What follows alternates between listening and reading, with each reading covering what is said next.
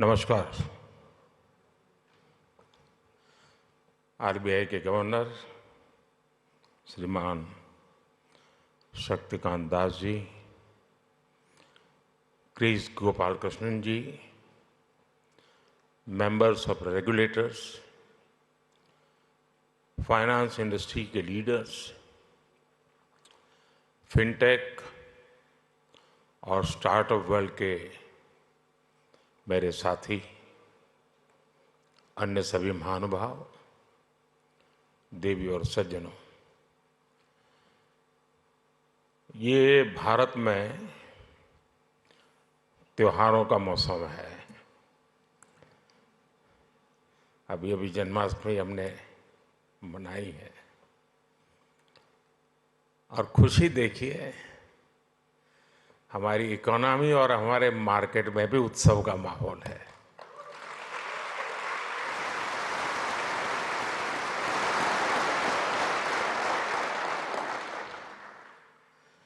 इस festive mood में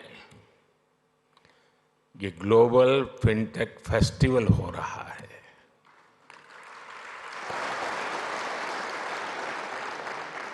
और वो भी सपनों की नगरी मुंबई में।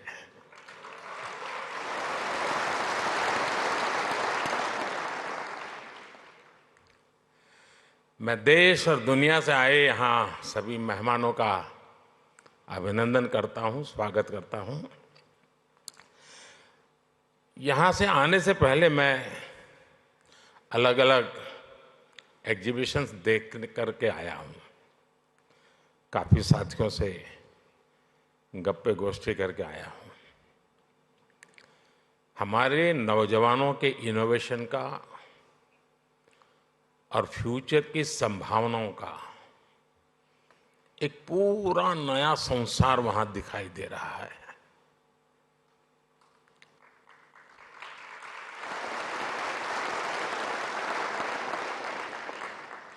चलिए, आपके काम के लिए मैं शब्द बदलता हूं।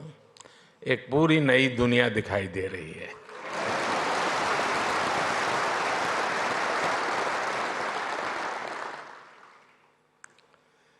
मैं इस फेस्टिवल के आयोजकों को सबको बहुत बहुत बधाई देता हूं। साथियों, यहां बड़ी संख्या में विदेशों से हमारे मेहमान भी आए हैं।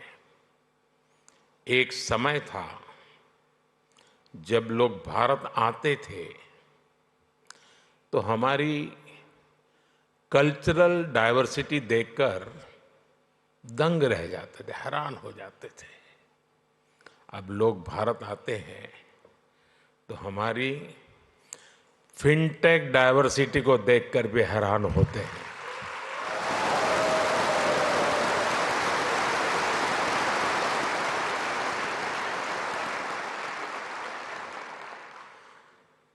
एयरपोर्ट पर लैंड करने से लेकर स्ट्रीट फूड और शॉपिंग एक्सपीरियंस तक भारत की फिनटेक क्रांति चारों तरफ दिखती है। पिछले 10 साल में फिनटेक स्पेस में $31 बिलियन से ज्यादा का निवेश हुआ है।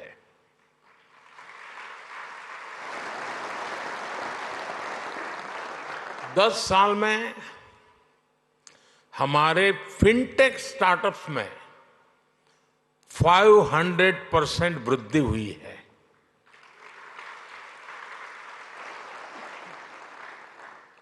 सस्ते मोबाइल फोन, सस्ते डेटा और जीरो बैलेंस जनधन बैंक खातों ने भारत में कमाल कर दिया है।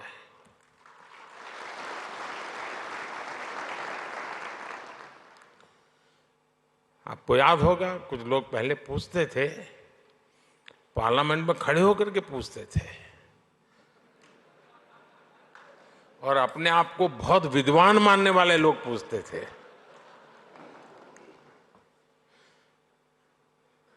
सरस्वती जब बुद्धि बांट रही थी तो वो रास्ते में पहले ही खड़े थे।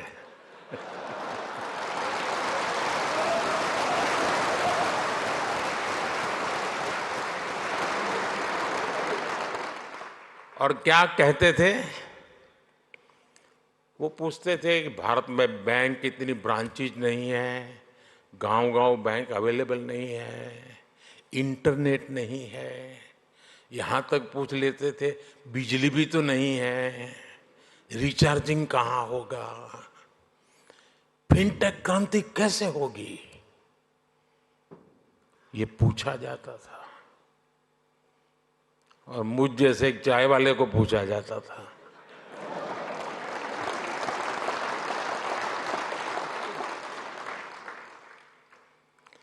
लेकिन आज देखिए, एक दशक में ही भारत में ब्रॉडबैंड यूजर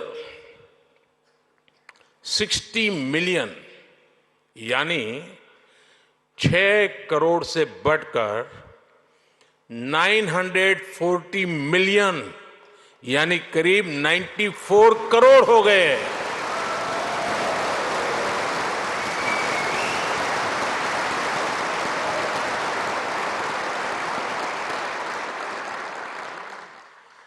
आज 18 वर्ष से ऊपर का शायद ही कोई भारतीय हो जिसके पास उसकी डिजिटल आइडेंटिटी आधार कार्ड नहीं है।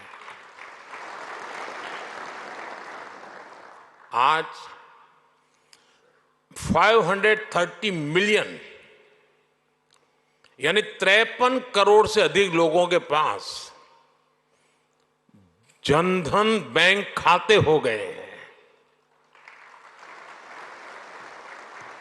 यानी 10 साल में हमने एक प्रकार से पूरी यूरोपियन यूनियन के बराबर आबादी को बैंकिंग सिस्टम से जोड़ा है।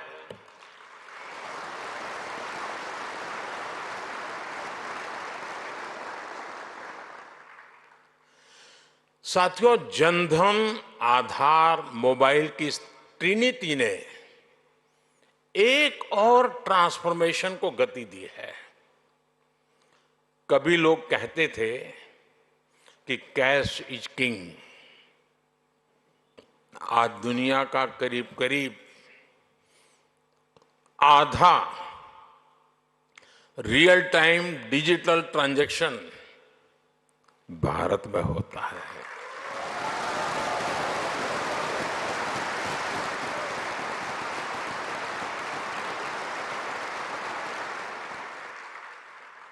पूरी दुनिया में भारत का यूपीआई फिनटेक का बहुत बड़ा उदाहरण बन गया है।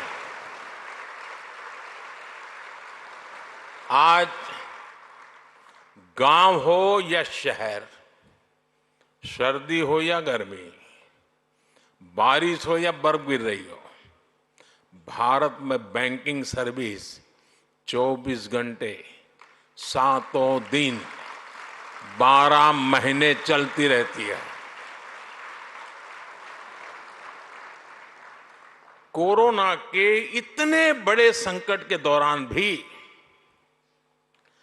भारत दुनिया के उन देशों में था जहां हमारी बैंकिंग सर्विस बिना किसी दिक्कत के चलती रही।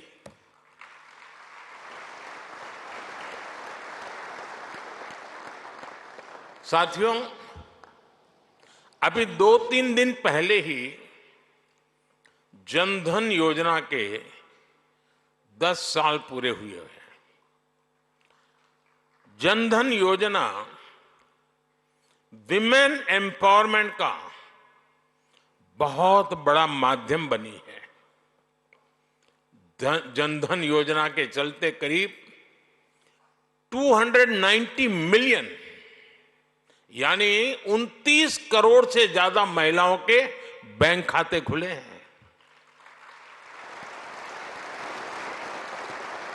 इन खातों में महिलाओं के लिए सेविंग्स और इन्वेस्टमेंट्स के लिए नए अवसर बनाए हैं।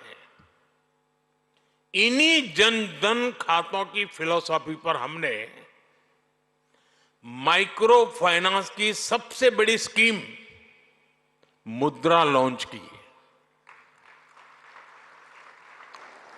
इस स्कीम से अभी तक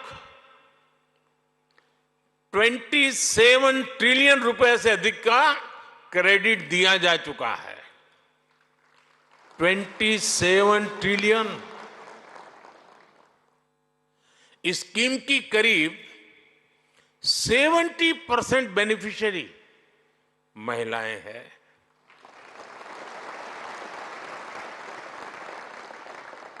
जनधन खातों ने महिलाओं के सेल्फ हेल्प ग्रुप्स को भी बैंकिंग से जोड़ा।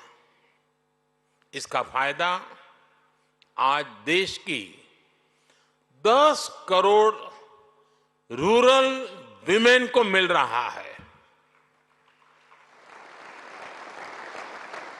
यानी जनधन प्रोग्राम ने महिलाओं के फाइनेंशियल एम्पावरमेंट की एक मजबूत नींव रखी है। साथियों, पूरी दुनिया के लिए पैरेलल इकोनॉमी एक बड़ी चिंता का विषय रही है। फिनटेक ने पैरेलल इकोनॉमी पर भी चोट की है और बधाई के पात्र आप लोग हैं।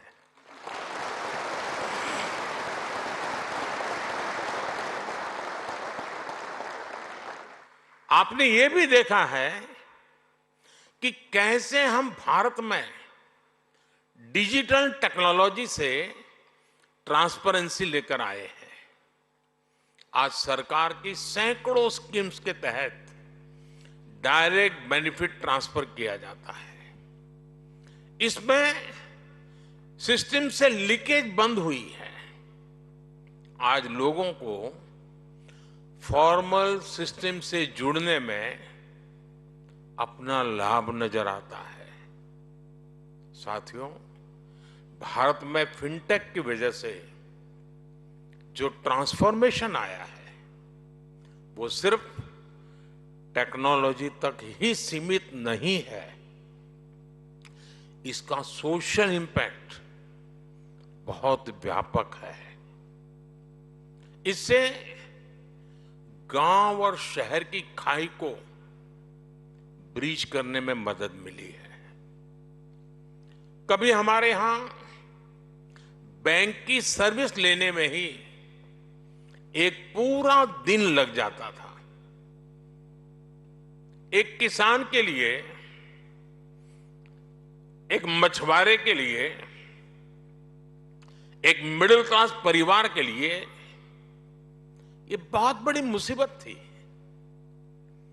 फिनटेक ने इस समस्या को दूर किया। कभी बैंक सिर्फ एक बिल्डिंग तक सीमित हुआ करते थे, आज बैंक हर भारतीय के मोबाइल में सिमट गए हैं।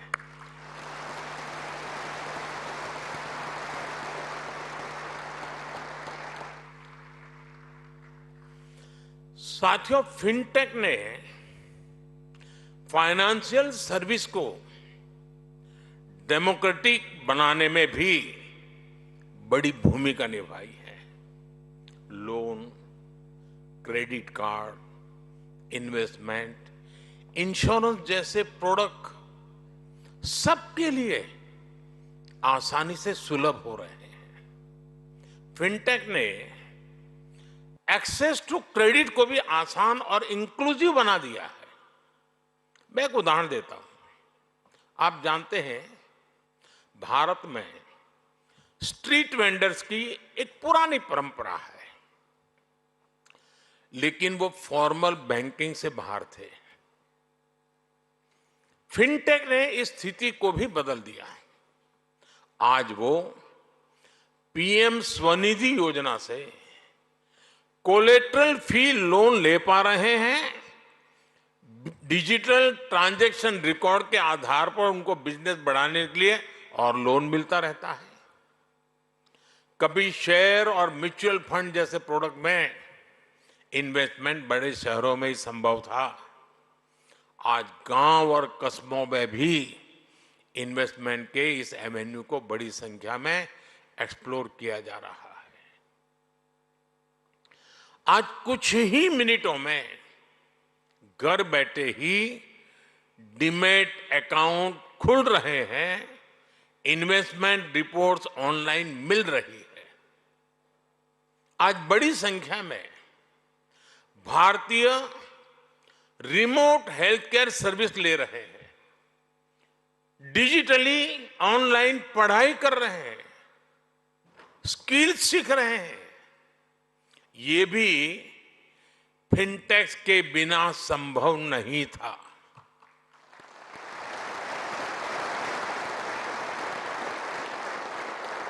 यानी भारत की फिनटेक क्रांति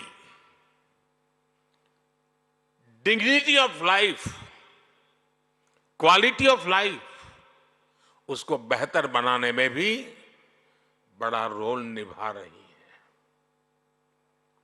साथियों, भारत की फिनटेक क्रांति की उपलब्धि सिर्फ इनोवेशंस के लिए ही नहीं, बल्कि एडॉप्शन लेकर के भी है।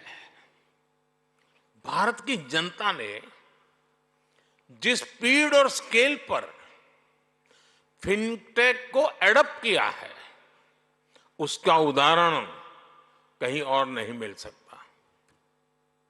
इसका एक बड़ा क्रेडिट हमारे डिजिटल पब्लिक इंफ्रास्ट्रक्चर डीपीआई को भी जाता है और हमारे फिनटेक्स को भी जाता है।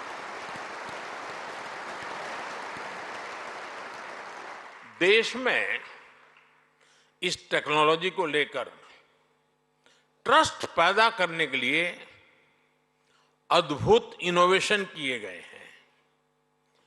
क्यूआर कोड्स के साथ साथ साउंड बॉक्स का उपयोग ऐसा ही इनोवेशन है।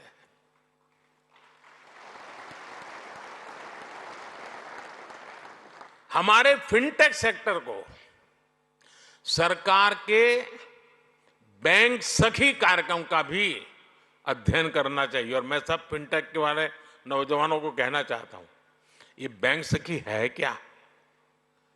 मैं अभी जलगांव आया था एक दिन, तो मैं ऐसी बैंक सखियों से मिला तो बड़े गर्व से कहती है, मैं एक दिन में 1.5 करोड़ रुपए का कारोबार करती हूं।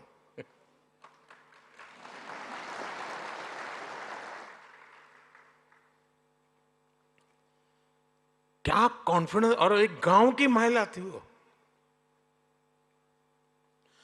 हमारी बेटियों ने गांव गांव में बैंकिंग को, डिजिटल अवेयरनेस को जिस प्रकार फैलाया है, उससे फिनटेक को एक नया बाजार मिला है। साथियों, 21वीं सदी की दुनिया बहुत तेजी से बदल रही है।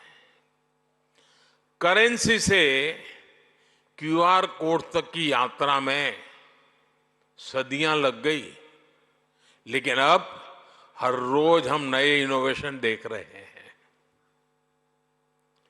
डिजिटल ओनली बैंक्स और नियो बैंकिंग जैसे कंसेप्ट हमारे सामने हैं। डिजिटल ट्विंस जैसी टेक्नोलॉजी डेटा आधारित बैंकिंग को नेक्स्ट लेवल पर ले जा रही है। इससे रिस्क मैनेजमेंट, फ्रॉड डिटेक्शन और कस्टमर एक्सपीरियंस सब कुछ बदलने वाले हैं।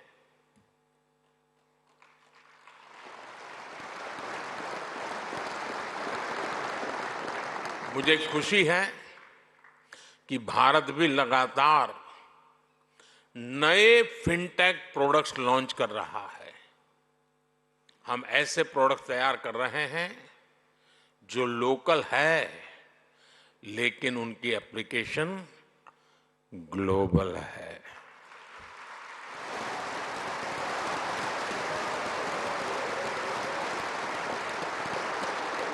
आज ओएनडीसी यानी open network for digital commerce online shopping को इंक्लूसिव बना रहा है।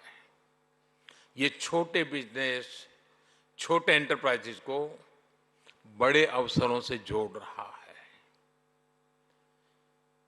अकाउंट एग्रीगेटर्स लोगों और कंपनियों का कामकाज आसान करने के लिए डेटा को यूज कर रहे हैं।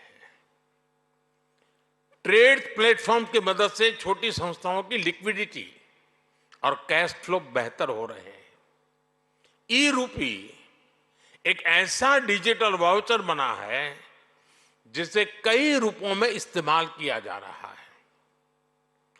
भारत के ये प्रोडक्ट्स विश्व के दूसरे देशों के लिए भी उतने ही उपयोगी हैं। और इसी सोच के साथ हमने G20 प्रेसिडेंसी के दौरान global digital public infrastructure repository बनाने का प्रस्ताव रखा था,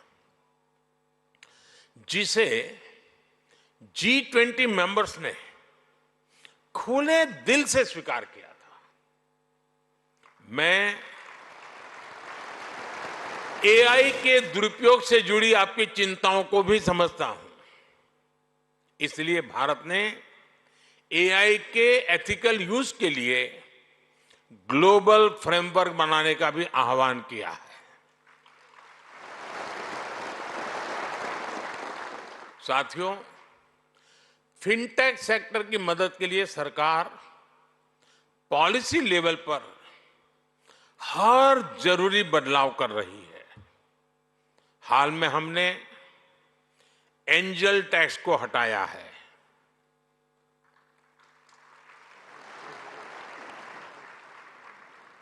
ठीक नहीं किया?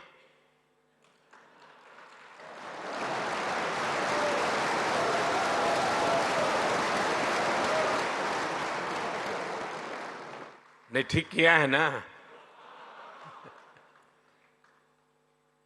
हमने देश में रिसर्च और इनोवेशन को बढ़ावा देने के लिए 1,00,000 करोड़ रुपए का फंड बनाने की घोषणा की है।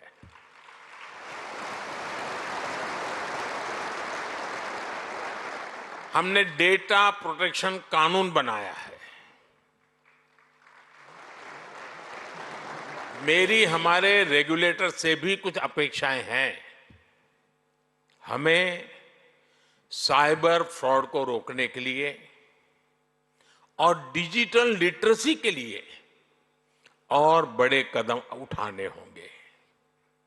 साइबर फ्रॉड स्टार्टअप्स की, फिनटेक्स की ग्रोथ में रुकावट न बने, ये ध्यान रखना भी उतना ही जरूरी है। साथियों, पहले के जमाने में बैंक डूबने वाली है या बैंक डूबी है या डूब जाएगी, ये बात फैलते हुए इंपैक्ट होते होते 5-7 दिन निकल जाते थे। आज अगर किसी व्यवस्था में पता चला कि इस पर साइबर फ्रॉड है, 1 मिनट में मामला पूरा, वो कंपनी गई। फिनटेक के लिए बहुत जरूरी है। और साइबर सॉल्यूशन, उसका बाल मृत्यु बहुत जल्दी हो जाता है। कोई भी साइबर सॉल्यूशन निकालिए, उसका बेईमान लोग तोड़ निकालने में देर नहीं करते, तो उस सॉल्यूशन का बाल मृत्यु हो जाती है। फिर आपको नया सॉल्यूशन लेके आना पड़ता है। साथियों, आज सस्टेनेबल इकोनॉमिक ग्रोथ, ये भारत की प्राथमिकता है। हम स्ट्रांग, ट्रांसपेरेंट और एफिशिएंट सिस्टम्स बना रहे हैं। हम फाइनेंशियल मार्केट्स को एडवांस टेक्नोलॉजीज और रेगुलेटरी फ्रेमवर्क से मजबूत कर रहे हैं।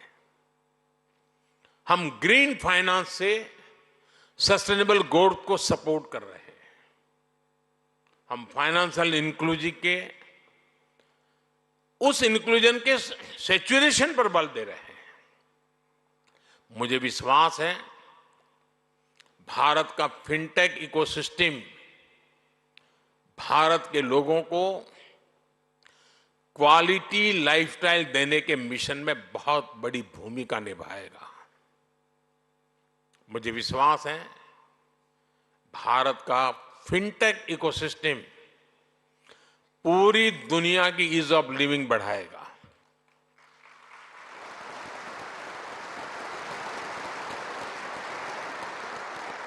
और मुझे मेरे देश के युवाओं की टैलेंट पे इतना भरोसा है, इतना भरोसा है, और मैं कहता हूं, बड़े विश्वास से कहता हूं, our best is yet to कम।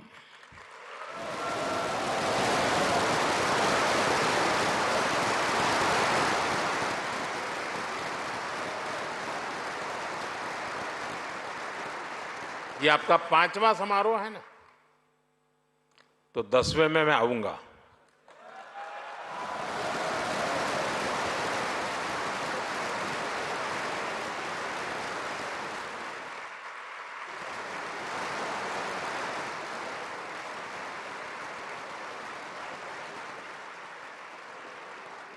और तब आपने भी कल्पना नहीं की होगी, वहां पर आप भी पहुंचे होंगे दोस्तों।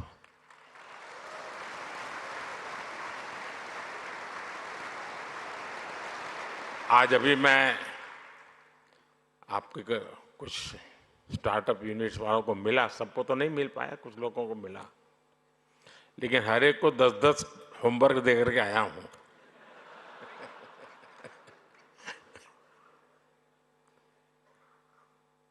क्योंकि मैं समझ सकता हूं कि ये बहुत बड़ा बदलाव लाने वाला क्षेत्र है साथियों। एक बहुत बड़ा रिवॉल्यूशन हो रहा है और उसकी मजबूत नींव यहां हम देख रहे हैं।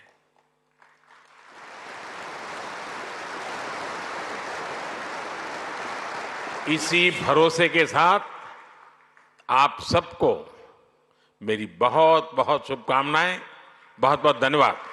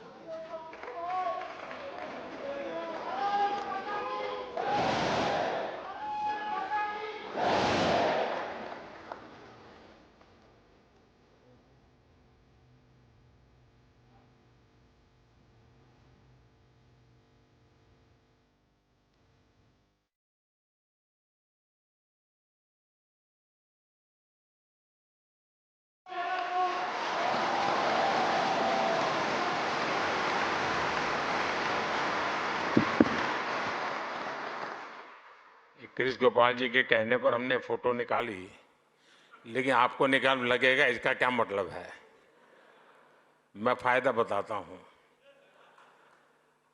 मैं एआई की दुनिया से जुड़ा हुआ इंसान हूं। तो आप अगर नमो ऐप पर जाएंगे तो नमो ऐप पर फोटो डिवीजन में जाएंगे, वहां अपनी सेल्फी रखेंगे, और आज कहीं पर भी आप मेरे साथ नजर आते हैं तो आपको अपनी फोटो मिल जाएगी। Thank you.